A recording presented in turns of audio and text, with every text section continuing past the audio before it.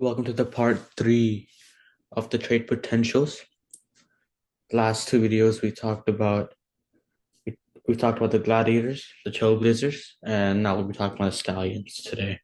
Just before that, another rule has been out today. The captains have got this rule, and the point of this rule is value to points, right? When I'm, for example, trading a deep dish with an amount of points, X amount of points to the Trailblazers, that points need to have some value for the other team to accept that trade, right?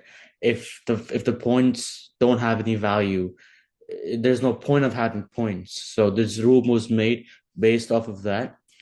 Um, Members in the club, go ahead and I highly suggest you to pause this video. Please read the rule. And obviously, if you guys have any questions, message me so I can reply ASAP. All right.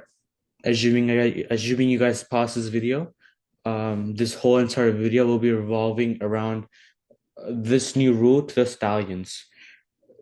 Obviously, if you guys see, you have to spend a minimum 550 points in order to both win the toss, pick players first in the draft picks before the game starts, which obviously is a huge advantage to any team, and especially a team like Stallions who are fighting uh, right now on paper to get into that top two. This could really solidify their position to be in the top two with at least one match being an advantage like this because they're inches away of being the best team in the tournament, and also it a huge one big mistake in a game can make their team go from a good top two team to a bottom two team.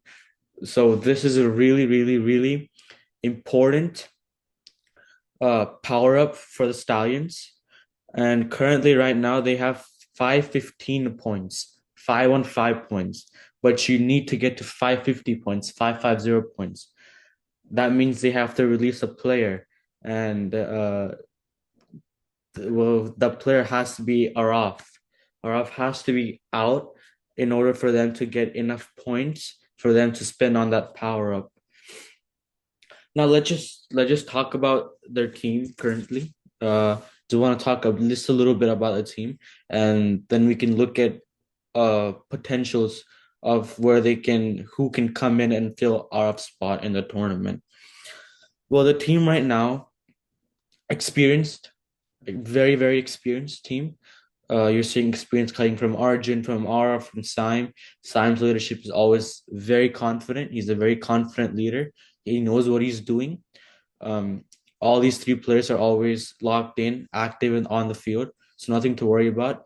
Bowling wise, you're seeing Arjun always the best bowler currently right now in this tournament. So he's doing great since the past few games. Obviously has been having a little bit of issues 1-2 games, but other than that, really experienced. Signed for batting. But at the end of the day, I don't want to drag in too much, but at the end of the day, this team sort of just revolves again, like I said in the last video about the Trailblazers. Uh, could have been having a one-man army with Arjun. This team is kind of leading into that same type of team as well, with Arjun being that one-man army player, that player that this team is kind of depending on, no matter what. If Simon scores 50 runs in a game, Arjun still needs to be that player, still needs to be that bowler that needs to defend that amount of runs.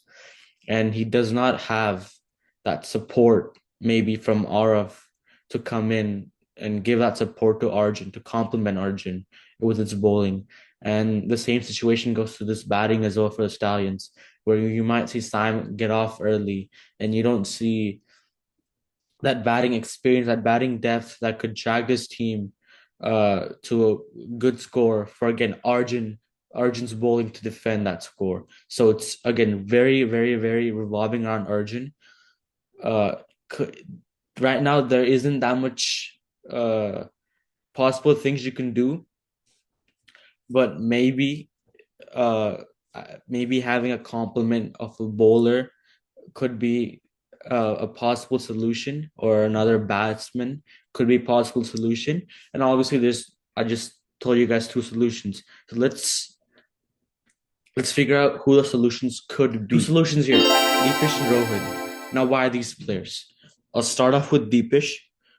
Um, I mean, if you're watching the interviews, if you're watching our channel, Dhruv had an interview with all the captains, including the Stallions captain Saim, and there was a lot from Saim to talk about Deepish.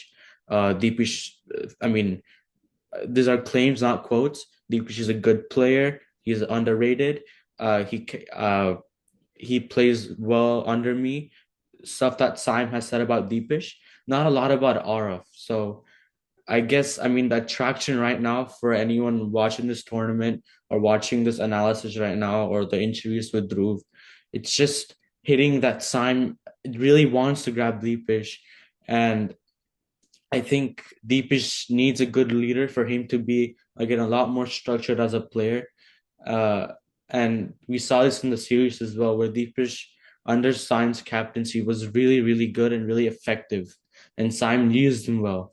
So everything just Saim's talks, what he's saying, is kind of grasping a situation where that might be like there might be a release out and Deepish might be in.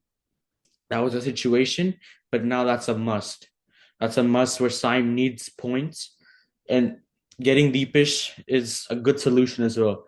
And again, I just talked about Arjun maybe having a support bowler, right? Saim knows how to use Deepish effectively. He is the only captain right now, possibly, to use Deepish effectively in RCC. So if Saim knows how to do it, he can get it from good grabs, use him as a core player, which is good.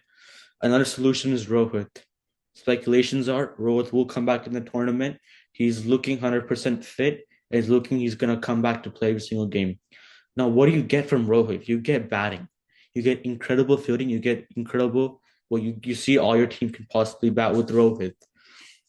What this does is that when you have Rohit, Arjun, and Simon a team, this team becomes the only team to get into the draft picks to get bowlers, right? You're seeing the other three teams going in the draft picks to get extra batter or extra two batters from to like get more runs when they're batting.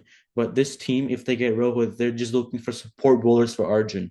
And again, it could be possible too, right? When you're seeing Rohit, when you're seeing Saim, when you're seeing Arjun in one team and you're going in a draft pick, there are huge chances that you might see RF coming as a non-core player to this team as well. And these are huge chances where you might see you might see Deepish and RF both coming as non-core players to play for the Stallions. So when you get Rohit in the Stallions, you're gonna see huge support bowling from the non-core picks for draft picks in Saim's team. These are two possible solutions. Just want to key highlights that they need this new power up. They need this new power up. Value for points. This is a make or break situation for Saim. He gets this power up, he uses it for important game. He's sure shot top two. If he does not get this power up, he's gonna be he's on thin ice from being that bottom two to that top two. So he wants to make sure that any team wants to make sure that they want to be top two in this tournament so they can have a better chances of qualifying to the finals. Based off of that reasons, you have to release RF, and you can have a better bowling lineup or you can have a better batting lineup.